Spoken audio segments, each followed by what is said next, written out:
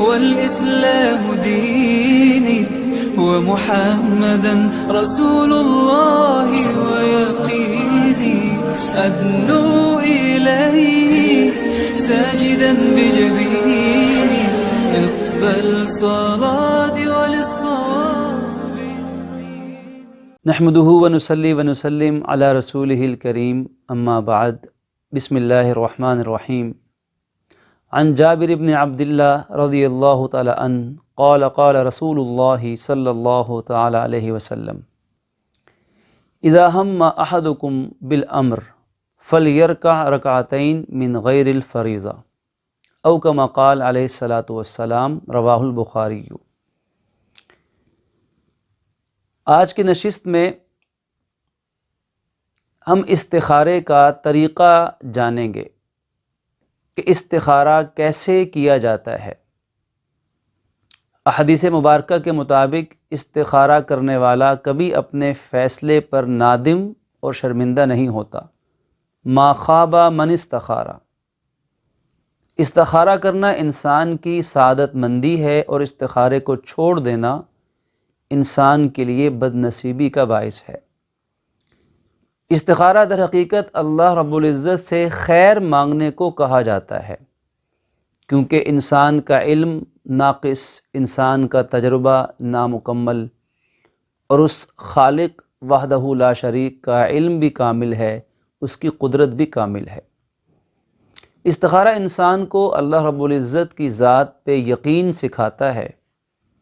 جب اس یقین کے ساتھ اللہ تعالیٰ کے ساتھ مضبوط تعلق کی بنیاد پر ایک بندہ مومن اپنے خالق سے خیر مانگتا ہے تو یہ خیر مانگنا یقیناً خیر ملنے کا ذریعہ بن جائے گا۔ اس لیے استخارے کے طریقے میں پہلی بنیادی چیز اللہ رب العزت کی ذات پہ یقین رکھ کر اس سے خیر مانگنی ہے، اور پھر اس کے بعد خیر مانگنے کا طریقہ وہ ہونا چاہیے جو رسول اللہ صلی اللہ تعالی علیہ وسلم کی ذات اقدس نے ہمیں سکھایا ہے۔ ہمارا ایمان ہے اس سے بہتر کوئی طریقہ نہیں ہو سکتا، نہ کوئی سکھا سکتا ہے۔ اس سے مستند طریقہ، اس سے زیادہ گارنٹی والا، ضمانت والا، حتمی اور یقینی طریقہ کوئی نہیں جو رسول اللہ صلی اللہ تعالی علیہ وسلم نے اپنی امت کو سکھا دیا ہے۔ وہ طریقہ کیا ہے؟ آپ کے سامنے حضرت جابر ابن عبداللہ رضی اللہ تعالی عنہ کی ایک روایت جو کہ امام بخاری رحمہ اللہ نے بیان کی وہ پڑھی گئی ہے۔ فرمایا کہ اذا ہم احدکم بالامر، جب تم میں سے کسی کو کوئی اہم کام درپیش ہو تو اسے چاہیے کہ فلیرکع رکعتین، کہ وہ 2 رکعت نماز ادا کرے، من غیر الفریضہ، یعنی وہ نفل کی نماز ہو۔ تو استخارے میں پہلی چیز نفل ہے، اور پھر اس کے بعد اللہ رب العزت سے دعا مانگنی ہے۔ جب ایک انسان نے خشوع و خضوع کے ساتھ وضو کیا اور وضو کرنے کے بعد اس نے 2 رکعت نماز نفل استخارے کی نیت سے ادا کیے اور استخارے کی دعا مانگ لی، بس یہ 3 چیزیں بنیادی طور پر استخارے کی شرائط ہیں جو ہر مسلمان کر سکتا ہے بہت آسانی سے۔ وضو کرنے میں کتنا وقت لگے گا؟ 2 یا 3 منٹ۔ اور استخارے کے نوافل پڑھنے میں کتنا وقت لگے گا؟ 2 سے 3 منٹ۔ اور استخارے کی دعا مانگنے میں کتنا وقت لگے گا؟ تقریباً 1 منٹ۔ تو 6 سے 7 منٹ کون نہیں دے سکتا اس کام کے لیے؟ اب بس یہی اصل استخارہ یہی ہے۔ استخارے کے جو رکن یا شرائط کہہ لیں وہ یہی 3 چیزیں ہیں۔ یہ استخارے کا آسان طریقہ ہے۔ اس کے علاوہ استخارے سے متعلق جتنی باتیں بھی کہی جاتی ہیں، یا تو وہ استخارے کے آداب ہیں، یا استخارے کی سنتیں ہیں، یا کچھ ایسی پیوند کاریاں ہیں جو استخارے کے اندر لوگوں نے لگا دی ہوئی ہیں اور ان کا حقیقت سے یا شریعت سے یا سنت سے دور کا بھی کوئی تعلق نہیں ہے۔ تو پہلی چیز یاد رکھنے والی استخارے کے طریقے میں خشوع و خضوع سے سنت کے مطابق وضو کیا، پھر اس کے بعد 2 رکعت نماز نفل استخارے کی نیت سے ادا کیے، اور اس کے بعد پھر استخارے کی دعا مانگ لی۔ اب استخارے کے نوافل کا کیا طریقہ ہے؟ تو نوافل میں عرض کیا کہ صرف دل میں استخارے کی نیت ہونا کافی ہے، یعنی دل میں یہ نیت ہم کریں گے کہ یا اللہ، اے ہمارے خالق علیم قدیر ذات، ہمارے جو کام میں جو 2 اختیارات ہیں، 2 راستے ہیں، 2 پہلو ہیں، ان میں سے ہم کس کو اختیار کریں؟ اے ہمارے خالق، تو ہی زیادہ بہتر اور کامل جاننے والا ہے، جو ہمارے لیے بہتر ہے ہمیں وہ عطا فرما دے۔ اس نیت سے، استخارے کی نیت سے، نیت چاہے زبان سے ہو چاہے دل سے ہو، زبان اور دل دونوں سے ہو جائے تو بہتر ہے۔ نیت کر کے نفل ادا کیے، اور پھر یہ 2 نفل اسی طرح پڑھے جاتے ہیں جیسے عام نوافل ادا کیے جاتے ہیں۔ ان میں نہ کوئی تسبیح خاص ہے جو عام نوافل سے ہٹ کے ہے، اور نہ ہی کوئی قرآن پاک کی کوئی خاص صورت یا خاص آیت پڑھنا لازم ہے۔ جون سی صورت قرآن پاک کی جہاں سے بھی آسانی ہو، یاد ہو، قرآن پاک کی کوئی بھی صورت، کوئی بھی آیت جو ہے وہ اس میں پڑھی جا سکتی ہے۔ اس میں کوئی خاص آیت، کوئی خاص صورت شرط نہیں ہے، عام نوافل کی طرح پڑھے جائیں گے۔ اب دیکھیے یہ کتنا آسان کام ہے، ہر مسلمان کر سکتا ہے۔ اور پھر تیسری چیز، جب نوافل پڑھ لیے، اب استخارے کی دعا مانگنی ہے۔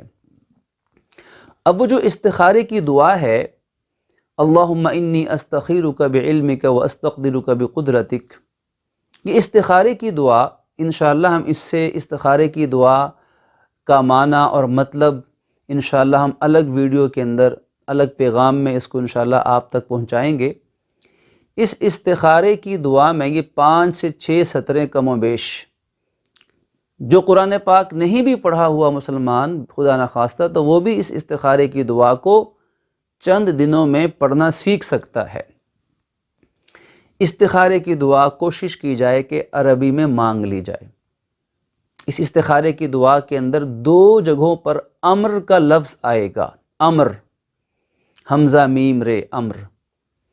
ان دونوں جگہوں پر دل میں یہ نیت ہونی چاہیے کہ یا اللہ، اگر یہ کام جس کے بارے میں ہم آپ سے خیر مانگ رہے ہیں، ان میں سے جو کام ہمارے لیے بہتر ہے تیرے علم کے مطابق، ہماری دنیا، ہماری معیشت، ہماری آخرت کے حوالے سے، تو ہمیں اس کام کی توفیق عطا فرما دیجئے۔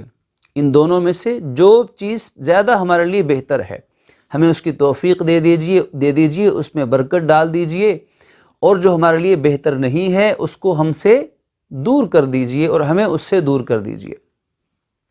بس اس گمان کے ساتھ دل میں یہ خیال رکھتے ہوئے اس دعا کو مانگ لیا۔ اور دعا کے آداب میں سے ہے کہ ہاتھوں کو اٹھایا جائے، نگاہوں کو جھکایا جائے، اور شروع اور آخر میں دعا کے درود پاک پڑھ لیا جائے، پوری دلی توجہ کے ساتھ دعا مانگی جائے، عاجزی کے ساتھ دعا مانگی جائے، گریہ زاری کے ساتھ، اپنے آپ کو ایک بندہ محض سمجھتے ہوئے، مانتے ہوئے، اور اللہ رب العزت کو کل کائنات کا خالق، مالک، علیم، قادر مطلق مانتے ہوئے، اس جذبے کے ساتھ جب یہ دعا مانگی گئی تو انشاءاللہ ہمارا وہ معاملہ اللہ رب العزت نے اپنی رحمت سے اپنے ذمے لے لیا۔ یہ ہمارا استخارے کا جو عمل تھا 6 سے 7 منٹ کا کم و بیش سنت کے مطابق ادا ہو گیا۔ اب اس کے بعد کیا ہوگا؟ اب اس کے بعد اسی عمل کو، یہی استخارے کی دعا، نفل اور وضو، یہ 3 کام ہم نے آج کیے، کل بھی کریں، پرسوں بھی کریں، 3 دن کم از کم، 3 دن کم از کم ہم نے یہ استخارے کا عمل کیا، دعا مانگی اور معاملہ اللہ کے سپرد کر دیا، اس سے خیر مانگ لی۔ اگر 3 دن کے اندر کوئی ایک پہلو واضح ہو جائے اور کوئی کسی ایک بات پہ دل مطمئن ہو جائے تو تب استخارے کو چھوڑا جا سکتا ہے۔ لیکن اگر 3 دن کے اندر بھی کوئی فیصلہ انسان نہ کر پائے، مثلا انسان ابھی بھی شش و پنج میں مبتلا ہے، ابھی بھی کوئی پہلو واضح نہیں ہے، کنفیوژن کے اندر موجود ہے، تو پھر حکم ہے کہ اب 4 دن استخارے کو مزید کر لیں گے، تو یوں ہمارے 7 دن بن گئے۔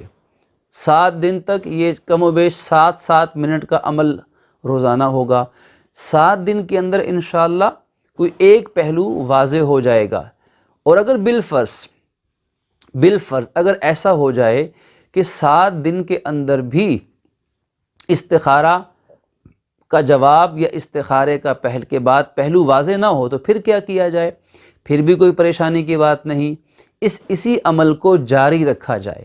اگر وقت ہو مزید ابھی فیصلہ کرنے میں، سوچ بچار کرنے میں، زمینی حقائق پہ غور و فکر کرنے میں، تو پھر اس استخارے کو بہتر ہے کہ 7 دن کے بعد بھی یہ عمل جاری رکھا جائے، اس لیے کہ استخارے کی اس استخارے کی کم از کم مدت تو 3 دن ہے، 3 دن تک کرتے رہنا چاہیے، لیکن زیادہ سے زیادہ کی کوئی حد بندی نہیں ہے۔ 7 دن بھی ہو سکتا ہے، 7 دن کے بعد بھی اگر کرنا پڑے تو اس استخارے کو جاری رکھا جا سکتا ہے۔ بعض روایت میں ثابت ہے کہ حضرت عمر فاروق رضی اللہ تعالی عنہ نے کسی کام کے معاملے کے بارے میں استخارہ شروع کیا، 1 دن، 2 دن، 3 دن، 7 دن، سلسلہ چلتا رہا 30 دن تک، تقریباً پورے 1 مہینے تک آپ نے استخارے کا عمل جاری رکھا، اور پھر 1 ماہ کے بعد جب ایک پہلو واضح ہوا تو آپ نے اس پہ عمل کیا اور استخارہ کرنا اس چیز کے بارے میں چھوڑ دیا۔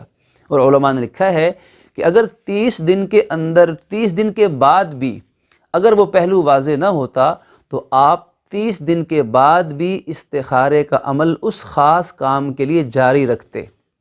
تو اس سے پتہ چلتا ہے کہ استخارہ 3 دن بھی کم از کم ہے، پھر اس کے بعد 7 دن بھی ہے، اگر پہلو واضح نہ ہو تو کام کے ہو جانے تک یہ استخارے کا عمل کرتے رہنا چاہیے۔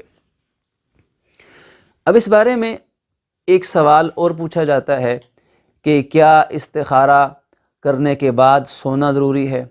تو اس کا جواب یہ ہے کہ استخارے کرنے کے بعد اگر کسی کو نیند آ رہی ہے یا سونے کا وقت ہے تو سو جانے میں کوئی حرج نہیں ہے، کوئی قباحت نہیں ہے، سو سکتے ہیں۔ لیکن نیند کو زبردستی لانا اور سونے کی شرط استخارے میں عائد کرنا یہ کہیں سے ثابت نہیں ہے، یہ غیر ثابت شدہ بات ہے، اپنی طرف سے استخارے میں پیوند کاری ہے۔ استخارے کے بعد اگر انسان نے جاگنا ہے تو جاگ سکتے ہیں، سونا ہے تو سو سکتے ہیں۔ استخارے کے بعد سونا کوئی شرط یا لازم امر نہیں ہے۔ پھر اسی طریقے سے استخارے کے بارے میں ایک سوال یہ عام طور پہ پوچھا جاتا ہے کہ استخارہ کس وقت کرنا چاہیے؟ تو دیکھیے، جس وقت میں نفل پڑھنا جائز ہے اس وقت میں استخارہ کرنا بھی جائز ہے، چاہے رات میں کیا جائے استخارہ تب بھی ٹھیک ہے، چاہے دن میں کیا جائے تب بھی ٹھیک ہے۔ اور عام طور پر انسان جب رات کو سونے لگتا ہے تو اس وقت ذرا یکسوئی ہوتی ہے، انسان اپنے کام کاج سے، مصروفیات سے، ذمہ داریوں سے عام طور پہ فارغ ہو چکا ہوتا ہے، تو اس لیے رات کو سونے سے پہلے کر لیا تاکہ پوری یکسوئی کے ساتھ اور توجہ کے ساتھ استخارہ ہو سکے تو بہت اچھی بات ہے۔ لیکن رات کو استخارہ کرنا لازم ہو ایسا نہیں ہے، دن کو بھی کیا جا سکتا ہے، رات کو بھی کیا جا سکتا ہے، اس کا کوئی خاص وقت شریعت نے ہم پر کوئی ایسا نہیں لاگو کیا کہ اسی وقت میں ہو سکتا ہے، اس کے سوا کسی وقت میں نہیں ہو سکتا۔ اپنی سہولت، اپنی آسانی اور اپنی یکسوئی کو مد نظر رکھتے ہوئے کسی بھی وقت میں استخارہ کیا جا سکتا ہے۔ پھر اسی طرح استخارے کے بارے میں ایک اور سوال یہ پوچھا جاتا ہے کہ استخارے کا جواب ہمیں کیسے پتہ چلے گا؟ یہ بہت اہم سوال ہے، بہت سارے لوگ اس حوالے سے بات معلوم کرنا چاہتے ہیں، جاننا چاہتے ہیں کہ ہمیں استخارے کا جواب کیسے پتہ چلے گا۔ ہم نے استخارہ کر لیا 3 دن، 7 دن یا اس سے زائد کم و بیش، اب ہمیں کیسے پتہ چلے گا کہ ہمارا استخارہ اس کا جواب کیا ہے اور ہم نے کس بات پہ عمل کرنا ہے؟ دیکھیے، یہ سوال عوام الناس کے ذہنوں میں بڑی تشویش پیدا کرتا ہے، اور اکثر اوقات ایسا ہوتا ہے کہ لوگ اس بات سے پریشان ہو کر استخارہ کرنا ہی چھوڑ دیتے ہیں، حالانکہ ہمارے دین نے ہمیں ہر کام میں آسانیاں عطا فرمائی ہیں۔ یہ بھی انتہائی آسان بات تھی جس کو خواہ مخواہ اپنے اوپر مسلط کر لیا۔ یہ کوئی مشکل کام نہیں، کیونکہ جب انسان نے اللہ تعالیٰ سے خیر مانگی تو اب اس کا مطلب یہ ہے کہ اب اللہ نے اس کو جس کام کی توفیق دینی ہے وہی اس کے لیے خیر ہوگی۔ استخارے کا مطلب تو یہ ہے نہیں کہ ہم نے خود کسی چیز کا فیصلہ کرنا ہے۔ استخارے کا مطلب تو یہ کہ یا اللہ تو ہمیں خیر عطا فرما دے۔ جب رب سے ہم نے خیر مانگی اور اس نے ہماری دعا انشاءاللہ قبول کر لی، اب اسی نے ہم سے فیصلہ کروانا ہے، ہم نے خود نہیں کرنا۔ اب تو وہ جو آخر کار ایٹ دا اینڈ، بالکل آخر میں جو فیصلہ ہوگا، بس وہی استخارے کا جواب ہوگا جناب۔ اس کے لیے کوئی خواب آنا شرط نہیں۔ اب یہ بھی ایک مسئلہ عوام الناس میں سے، اغلاط عوام میں سے، کہ استخارے کے لیے کوئی خواب آنا شرط ہے، تو کوئی خواب آنا کوئی شرط نہیں۔ ایک آدمی ہے، اس کو خواب بہت زیادہ آتے ہیں، اب وہ کس کس خواب کی تعبیر لے کے پھرتا رہے گا استخارے کا جواب ڈھونڈنے کے لیے۔ اور ایک آدمی ہے، اس کو کوئی خواب آتا ہی نہیں، اب اگر اسے خواب ہی نہیں آیا تو استخارے کا جواب، اس کا مطلب نہیں ملا اس کو، استخارہ بیکار چلا گیا۔ اسی طرح بعض لوگ استخارے کے اندر خواب کی قید لگا دیتے ہیں کہ خواب ایسا ہوگا کہ خواب کے اندر کوئی بزرگ آ کے آپ کو جواب دیں گے، تو ایسا بھی کہیں موجود نہیں ہے۔ کوئی استخارے کے اندر رنگت یا کلر کی شرط لگاتے کہ تم نے سفید رنگ دیکھا، سرخ رنگ دیکھا، سبز رنگ دیکھا، نیلا پیلا رنگ دیکھا تو یہ اس کی تعبیر ہوگی، ایسا بھی ہرگز نہیں ہے۔ یہ سب اپنی طرف سے پیوند کاریاں ہیں، اپنی طرف سے اس استخارے کے عمل کے اندر اضافے ہیں، اپنی طرف سے ایسی قیودات، ایسی قید لگائی گئی ہے کہ جس سے یہ آسان اور اہم عمل لوگوں کے لیے مشکل بنتا چلا گیا۔ اور آخر کار کیا ہوا کہ لوگوں نے ان شرائط کی وجہ سے استخارہ کرنا ہی چھوڑ دیا۔ یہ تو ہمارے بس کی بات نہیں ہے۔ شریعت نے استخارے کے لیے نہ سونے کی شرط لگائی ہے، نہ رات اور دن کی شرط عائد کی ہے، نہ یہ شرط لگائی کہ استخارے کا جواب خواب میں تلاش کرو، نہ خواب میں کسی بزرگ کے آنے کی شریعت نے قید لگائی ہے، نہ ہی شریعت نے کوئی خواب کے اندر مخصوص رنگ دیکھنے کی قید لگائی ہے۔ تو کیسے پتہ چلے گا استخارے کا جواب کیا ہے؟ ابھی عرض کیا کہ استخارہ تو اللہ تعالیٰ سے خیر مانگی، اس نے سمجھے دے دی۔ جس نے استخارہ کم از کم 3 دن کیا، اس کے بعد آخر کچھ تو ہوگا، آخر 1 دن، 2 دن، 1 ہفتہ، 1 مہینہ، 1 سال، آخر کار جس کام کے بارے میں اس نے اللہ پاک سے خیر مانگی ہے تو آخر کچھ تو ہوگا۔ جو ہوگا بس سمجھ لیا جائے کہ وہی استخارے کا جواب ہے جناب، وہی اللہ پاک کی طرف سے خیر ہے۔ میں امید کرتا ہوں کہ میں اپنی بات آپ کو سمجھا پایا ہوں کہ استخارے کا جواب بہت آسان ہے کہ زمینی حقائق جب استخارہ کر رہے ہیں 3 دن یا 7 دن، تو اس دوران زمینی حقائق پہ غور و فکر کیا جائے، لوگوں کے تجربات سے فائدہ اٹھایا جائے، مشاورت، مشورہ وغیرہ، لوگوں کی آراء لے لی جائیں۔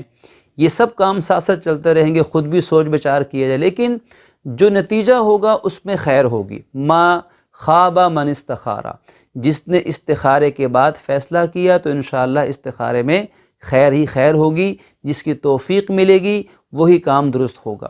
ایک اور سوال پوچھا جاتا ہے کہ استخارہ کس کو کرنا چاہیے؟ تو دیکھیے، جس شخص نے فیصلہ کرنا ہو استخارہ اسی کو کرنا چاہیے، جس نے فیصلہ کرنا ہو استخارہ اسی کو کرنا چاہیے۔ اگر ایک چیز کے بارے میں فیصلہ ایک سے زائد لوگوں نے کرنا ہے تو پھر سبھی کو کرنا چاہیے بتائے گئے سنت عمل کے مطابق، کیونکہ سب مل کے استخارہ اپنے اپنے طور پہ کریں گے، پھر مشاورت کے بعد فیصلہ ہو جائے گا، تو اس لیے استخارہ خود کرنا چاہیے۔ پھر ایک اور سوال یہ پوچھا جاتا ہے کہ کیا کسی دوسرے سے استخارہ کروا لینا درست ہے؟ تو اس میں عرض یہ ہے کہ اصل سنت عمل تو یہی ہے کہ استخارہ خود کیا جائے، اور رسول اللہ صلی اللہ تعالیٰ علیہ وآلہ وسلم نے بھی امت کو استخارہ خود کرنے کی تعلیم عطا فرمائی۔ اور یہ حدیث مبارک ہم نے شروع کے درس میں عرض کی تھی، حضرت جابر رضی اللہ عنہ سے ہی مروی ہے کہ آپ فرماتے ہیں کہ رسول اکرم صلی اللہ علیہ وسلم ہمیں استخارے کی تعلیم یوں دیا کرتے تھے جیسے قرآن پاک کی کسی سورت کی تعلیم دیتے ہیں۔ اب وہ تعلیم کیا تھی؟ غور فرمائیے، وہ تعلیم آپ اپنے اصحاب علیہم الرضوان کو یہ دیتے تھے کہ تم نے استخارہ یوں کرنا ہے، تم نے استخارہ اس طریقے سے خود کرنا ہے۔ تو نبی مکرم علیہ الصلوۃ والسلام کی موجودگی میں کون بڑی ہستی ہے کہ جس سے استخارہ اور کسی اور سے کروایا جاتا تو حضور کے علاوہ کسی اور سے کروایا جاتا۔ نبی مکرم صلی اللہ علیہ وسلم اگر چاہتے تو اپنے اصحاب کے لیے ہر کام میں خود استخارہ کر کے جواب دے دیتے، اس سے بڑی برکت والی بات اور کیا تھی؟ لیکن ایسا نہیں ہوا۔ نبی پاک صلی اللہ علیہ وسلم نے استخارہ صحابہ کرام سے خود کروایا کہ دیکھو یہ طریقہ ہے، جب بھی کوئی معاملہ درپیش ہو تو بس یوں استخارہ کر لیا کرو۔ تو اس سے پتہ چلتا ہے کہ جس شخص کا معاملہ ہو، اصل بات یہ ہے کہ استخارہ اس کو خود کرنا چاہیے۔ جب وہ خود کرے گا تو انشاءاللہ اس کا ایمان بھی مضبوط ہوگا، اللہ پاک کی ذات سے تعلق بھی مضبوط بنے گا، اور اس نیک سنت اور سنت عمل کو زندہ کرنے کا ثواب بھی ملے گا۔ اور یاد رکھیے کہ جس استخارے کی کامیابی کی گارنٹی یا ضمانت دی گئی ہے، وہ استخارہ وہی ہے جو انسان نے خود کرنا ہے، اسی استخارے کی ضمانت دی گئی ہے۔ تو اس لیے استخارہ خود کرنا چاہیے۔ ایک مرتبہ، 2 مرتبہ جب انسان استخارہ کرے گا تو انشاءاللہ استخارہ کرنا یہ کوئی مشکل عمل نہیں رہے گا۔ ایک اہم سوال اور پوچھا جاتا ہے کہ استخارہ کن کاموں کے لیے کرنا جائز ہے اور کن کے لیے نہیں؟ استخارہ کن کاموں کے لیے کیا جاتا ہے؟ تو استخارہ ان کاموں کے لیے کیا جاتا ہے جو عام دنیا کے امور ہیں، ان تمام کاموں کے لیے استخارہ کرنا چاہیے جن میں ایک سے زیادہ ہمارے پاس آپشنز ہوں یا ایک سے زیادہ کام کرنے کے پہلو ہوں یا راستے ہوں، ان کاموں میں استخارہ کیا جاتا ہے۔ مثال کے طور پر بچوں کو تعلیم کیا دلوانی ہے، بچے کی شادی بیاہ کا رشتے کے معاملات ہیں، ان کے فیصلے کرنے ہیں، کاروباری فیصلے کرنے ہیں، گھر زمین لے کر کہاں بنانا ہے، کس جگہ کو اپنا جائے مسکن بنانا ہے۔ اسی طرح اور زندگی کے جتنے معاملات جو اہم معاملات ہیں، خاص طور پر ان میں استخارہ کیا جاتا ہے، چاہے معاملہ بڑا ہو چاہے معاملہ چھوٹا ہو، ہر معاملے کے اندر استخارہ کیا جاتا ہے۔ لیکن ایسے کاموں میں استخارہ نہیں ہوتا جو دین نے ہم پہ فرض کیے ہیں۔ مثال کے طور پر نماز کا وقت ہو گیا، اب نماز ادا کرنی ہے، تو آیا کہ میں نماز پڑھوں یا نہ پڑھوں، تو اس کے بارے میں استخارہ نہیں ہوگا۔ فرائض اور واجبات اور جو سنت کے احکامات ہیں لازمی، ان کے بارے میں استخارہ نہیں، ان کو تو جب وقت آئے گا ادا کرنے کی پوری کوشش کی جائے گی۔ ہاں جو دنیا کے معاملات ہیں تو ان کے اندر استخارہ کیا جا سکتا ہے۔ اسی طرح بعض لوگ استخارہ کرتے ہیں اپنے ماضی کے کسی واقعہ کو جاننے کے لیے، کہ ماضی میں جو فلاں واقعہ ہوا تھا وہ پتہ چل جائے، یا اپنے مستقبل کے بارے میں ان فیوچر کوئی بات پوچھنا چاہتے ہیں تو اس کا پتہ چل جائے۔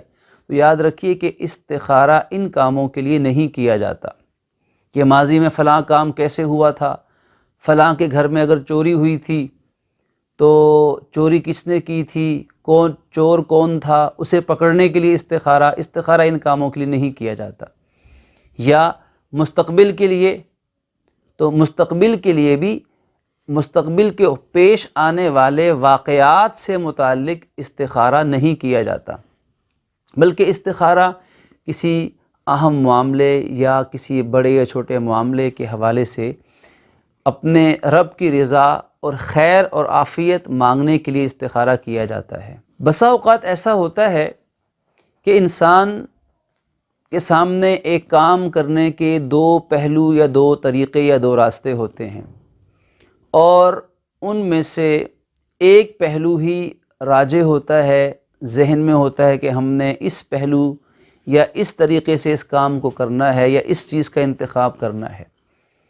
تو ایسی صورت میں جب کہ پہلے سے اس کام کو کرنے کا ارادہ ہو تو ایسے کام کے لیے استخارہ کرنا چاہیے یا نہیں؟ تو بلا شبہ اگر ابھی تک حتمی فیصلہ نہیں ہوا، صرف ایک رائے یا ایک خیال کے طور پر اگر وہ بات ذہن میں ہے، تو ایسی صورت میں بھی استخارہ کر لینا چاہیے، چاہے استخارہ کرنے کے بعد بھی وہی کام ہو جس کام کو کرنے کی رائے پہلے سے تھی، فیصلہ نہیں تھا۔ تو فیصلے سے پہلے اگر ایک یا زیادہ آراء ہوں تو استخارہ کر لینا چاہیے، استخارے کے بعد چاہے راجح صورت کو اپنا لیا جائے۔ لیکن اگر فیصلہ کر چکے ہوئے ہیں، پہلے سے ایک چیز ڈیسائیڈ ہو چکی ہوئی ہے، تو اب اس کے بارے میں استخارہ نہیں ہے، کیونکہ یہ تو پہلے سے ڈیسائیڈ ہو چکا ہوا ہے۔ تو اس لیے استخارہ اللہ پاک سے خیر مانگنا جس کے بارے میں پہلے سے فیصلہ نہیں ہوا۔ پھر اسی طرح زندگی کے روزمرہ کے امور میں، معاملات میں ایسے لمحات بھی آتے ہیں کہ جن میں انسان کو فوری فیصلہ کرنا پڑتا ہے، فوری فیصلہ، چند منٹ کے اندر، چند لمحوں کے اندر۔ اب اگر چند منٹ یا چند لمحوں کے اندر کوئی فیصلہ کرنا ہے تو یقیناً اس کے لیے ہم 3 دن، 7 دن، 1 مہینہ انتظار تو نہیں کر سکتے۔ تو پھر کیا کیا جائے؟ قربان جائیے اس مبارک دین پر کہ اس نے ہماری ہر ضرورت کا خیال رکھا ہے، ہمارے ہر مسئلے کا حل بتایا ہے، ہمارے زندگی کے ہر مقام پہ رحمت سے ہمارا ہاتھ تھاما ہے۔ تو بہت آسان ہے کہ اگر فوری فیصلہ کرنا ہو تو اس کے لیے احادیث مبارکہ کے اندر ایک انتہائی مختصر دعا سکھائی گئی ہے۔ یہ احادیث کی مختلف کتابوں کے اندر کچھ مختلف الفاظ ملتے ہیں، ان میں سے جو 2 3 لفظوں کی دعائیں ہیں وہ دعا پڑھ لی جائے اور وہی ہمارا استخارہ بن جائے گا۔ مثال کے طور پر ایک دعا ہے اللہم خر لی واختر لی، میں پھر پڑھ دیتا ہوں، اللہم خر لی واختر لی۔ اس کا معنی ہے کہ اے میرے پروردگار، تو میرے لیے بہترین چیز کا خود انتخاب فرما لے۔ اے میرے خالق، اے میرے رب، تو میرے لیے بہترین چیز کو خود منتخب فرما لے۔ اللہم خر لی واختر لی۔ اسی طرح ایک اور دعا ہے اللہم الہمنی رشدی، اللہم الہمنی رشدی واعذنی من شر نفسی۔ اے میرے پروردگار عالم، تو میرے دل میں بھلائی اور صحیح بات ڈال دے، جو صحیح فیصلہ ہے وہ تو میرے دل میں اتار دے، اور مجھے میرے نفس کے شر سے بچا لے، یعنی میری جو گناہوں کی کدورت ہے، میرے دل کا زنگ یا گرد و غبار ہے، اس وجہ سے جو میرے فیصلے کے اندر غلطی واقع ہونی ہے، جس سے میرا نقصان ہونا ہے، تو مجھے اپنی رحمت سے میرے نفس کے شر سے بچا لے۔ اللہم الہمنی رشدی واعذنی من شر نفسی۔ تیسری دعا ایک اور ملتی ہے اللہم اہدنی وسددنی۔ اے میرے پروردگار عالم، تو مجھے صحیح راہ پہ چلنا نصیب فرما دے اور مجھے ثابت قدمی عطا فرما دے اور مجھے بالکل درست فیصلوں کی توفیق عطا فرما دے۔ یہ اس دعا کا مفہوم بنتا ہے۔ تو دیکھیے آپ کے سامنے میں نے 3 دعائیں عرض کر دی، ان میں سے جو دعا آسان لگے، کوئی بھی فیصلہ کرنا ہے، مثال کے طور پر آپ گھر جا رہے ہیں، گھر جانے کے 2 راستے ہیں، اب آپ نے ظاہر ہے کہ ایک راستے کو، ایک گلی کو اپنے اپنانا ہے گھر جانے کے لیے، کون سا اپنائیں؟ تو فوراً دل ہی دل میں استخارہ کی نیت سے اللہم خر لی واختر لی، اے اللہ تو مجھے صحیح فیصلے کی توفیق دے دے، تو خود مجھے صحیح چیز کا انتخاب دے دے۔ بس یہ چھوٹا استخارہ اسی وقت کر لیا، چاہے 1 سیکنڈ کے اندر ہی فیصلہ کیوں نہ کرنا پڑ جائے۔ تو استخارے کے اب یہ 2 طریقے ہو گئے۔ پہلا طریقہ تو تفصیلی ہے کہ جس کے اندر 3 دن، 7 دن یا اس سے زیادہ بھی ہو سکتا ہے، وضو، 2 نفل استخارے کی دعا۔ اور دوسری قسم استخارے کی جو انتہائی مختصر، انتہائی آسان اور فوری فیصلے کے لیے ہے کہ دعا پڑھ کے اللہ پاک سے خیر مانگ لی اور سوچ بچار کر کے فیصلہ کر لیا۔ یہاں میں اپنے طالب علم دوستوں کے لیے بھی ایک تحفہ پیش کرنا چاہتا ہوں۔ یہ کیسے ممکن ہے کہ میں اپنے برادری کے لوگوں کو بھول جاؤں؟ میں اکثر یہ بات عرض کیا کرتا ہوں کہ طلباء، طالب علم وہ میری برادری ہیں۔ الحمدللہ میں بھی ایک طالب علم ہوں اور طالب علموں کے ساتھ اللہ نے اٹھنا بیٹھنا نصیب کیا ہوا ہے، پڑھنا پڑھانا نصیب کیا ہوا ہے، اور اپنے بزرگوں کے راستے پہ چلتے ہوئے اس سنت دعا کو ہمیشہ مانگتا ہوں کہ یا اللہ میرا مرنا جینا اپنے دین کے طالب علموں کے ساتھ ہی مقدر فرما دے، جو طالب علم ہیں دین کے، علم کے، خیر کے، تو ان عزیز طلباء کے لیے، اپنے پیارے بچوں کے لیے ایک تحفہ ہے، اور وہ خاص تحفہ کیا ہے؟ وہ تحفہ یہ ہے کہ اسی استخارے سے ہمارا ایک بڑا تعلیمی مسئلہ حل ہوتا ہے جناب۔ جی ہاں، وہ تعلیمی مسئلہ یہ ہے کہ ہمارے امتحانات ہوتے ہیں، ایگزامینیشن سسٹم ہے، امتحانی نظام ہے، اس امتحانی نظام کے اندر ہمیں 3 طرح کے سوالات ہم سے پوچھے جاتے ہیں۔ لانگ کویسچنز ہیں، شارٹ کویسچنز ہیں، اور MCQs ٹائپ کویسچنز ہیں۔ کثیر الانتخابی سوالات کہ جس میں ایک سوال دیا جاتا ہے، اس سوال سے متعلقہ 4 یا 5 یا کم و بیش ممکنہ جوابات دیے جاتے ہیں، اور طالب علم نے ان 4 یا 3 یا 2 جوابات میں سے کسی ایک درست جواب کو منتخب کرنا ہوتا ہے۔ جب ہم MCQs کر رہے ہوں تو اس وقت دل ہی دل میں یہ چھوٹے استخارے کی دعا جو مختصر استخارہ ہے، اللہم خر لی واختر لی، اس دعا کو پڑھ لیا کیجئے۔ اللہم الہمنی رشدی، اے میرے رب صحیح جواب میرے دل میں ڈال دے۔ جب ہم انشاءاللہ اس استخارے کی مختصر دعا کو پڑھتے رہیں گے اور ساتھ ساتھ وہ MCQs ٹائپ پیپر حل کرتے رہیں گے تو انشاءاللہ اللہ رب العزت کی خاص مدد اور خاص رحمت ہمارے شامل حال ہوتی رہے گی۔ ہم نے اپنے طور پر تیاری بھی انشاءاللہ مکمل کی ہوگی، اور تمام باتوں کا خیال رکھتے ہوئے، یعنی ہم نے دوا پوری کی اور ساتھ ساتھ اب دعا بھی کر لی۔ جب دوا بھی ہو گئی تو دعا بھی ہو گئی تو انشاءاللہ کامیابی یقینی ہو گئی۔ تو یہ اہم جو ہے وہ خاص تحفہ ہے، یہ اہم تحفہ ہے تمام طلباء کے لیے جو اپنے امتحان کے اندر، ایگزامینیشن ہال کے اندر بیٹھ کر پریشان رہتے ہیں کہ کیسے جواب دیں اور کہیں غلطی نہ ہو جائے۔ تیاری تو مکمل کی ہے، اسی طرح MCQs کرتے وقت بھی، شارٹ کویسچن کرتے وقت بھی، اسی طرح ہمارے انٹری ٹیسٹ کے ایگزام آتے ہیں۔ انٹری ٹیسٹ کے ایگزام کے اندر بھی بچوں کو ایک بڑے محدود وقت کے اندر بہت سارے سوالات کے جوابات MCQs ٹائپ میں دینے پڑتے ہیں، تو وہاں بھی خاص طور پر اللہم خر لی واختر لی یہ دعا پڑھ کر جب انشاءاللہ پیپر کریں گے تو اللہ پاک کی رحمت سے کوئی بھی ایگزام ہو، کوئی بھی ٹیسٹ ہو، کسی بھی مقابلے کا امتحان ہو، تو انشاءاللہ ہر جگہ اللہ کامیابی کے جھنڈے ہمارے لیے گاڑ دے گا۔ اور یہ بات بہت سے طلباء نے آزمائی ہے، اور الحمدللہ جس نے بھی اس کی پابندی کی ہے تو اس کو خیر ہی ملی ہے، اس ایگزام کے ذریعے سے اللہ پاک نے اس کو کامیابی ہی عطا فرمائی ہے۔ اس لیے میں یہ بات پورے وثوق کے ساتھ کہتا ہوں، اور اس لیے بھی کہ اللہ کے نبی صلی اللہ علیہ وسلم کی حدیث مبارک ہے کہ جو استخارہ کر کے کوئی فیصلہ کرتا ہے، جواب دیتا ہے، تو اس میں انشاءاللہ کامیابی ہی ہوتی ہے۔ اللہ رب العزت سے دعا ہے کہ پروردگار عالم ہمیں استخارے کی اس عظیم نعمت کی قدردانی کی توفیق عطا فرمائے۔ استخارے کے موضوع پر بات کرتے ہوئے آخری ایک اہم گزارش ہے، اور وہ گزارش یہ ہے کہ استخارہ کرنا سنت نبوی صلی اللہ علیہ وسلم ہے، تفصیل سے آپ نے اس بات کو سنا، اس لیے استخارے کی خود کوشش کرنی چاہیے۔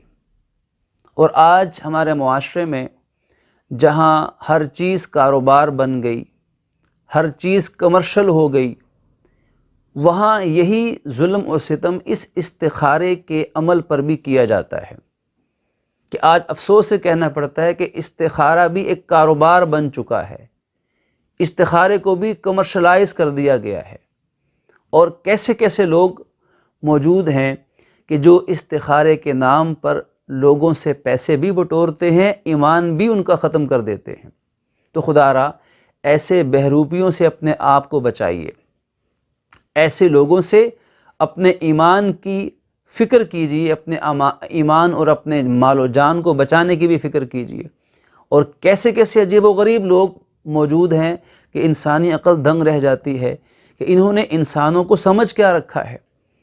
ایک فون کال کریں اور 1 منٹ میں استخارہ، 5 منٹ میں استخارہ، اور فلاں تعویذ لے لیں یہ ہو جائے گا، فلاں کر دیں یہ ہو جائے گا۔ اور ایسے ایسے دعوے ہیں، ایسے ایسے دعوے ہیں، مقدمے میں جیت جائیے، میچ میں کامیابی حاصل کر لیجئے، امتحان میں پہلی پوزیشن لے لیجئے،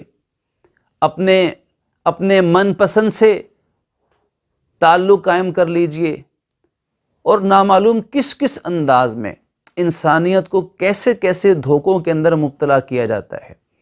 اور پھر ایسے دعوے کہ جو خدائی کام ہیں، جو کام اللہ رب العزت کا اختیار ہیں، خالق کی قدرت ہے، اگر یہ سارے کام یہ لوگ بھی کر سکتے ہیں تو پروردگار عالم کی قدرت کہاں ہے؟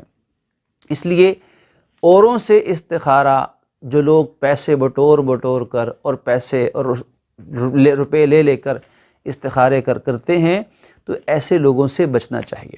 اور پھر استخارے کی وہ ساری صورتیں جو شریعت سے ثابت نہیں ہیں، یاد رکھیے ان صورتوں پر استخارے میں کامیابی کی ضمانت اللہ کے نبی صلی اللہ علیہ وسلم نے نہیں دی ہے، چاہے وہ کسی اور طریقے سے ہو۔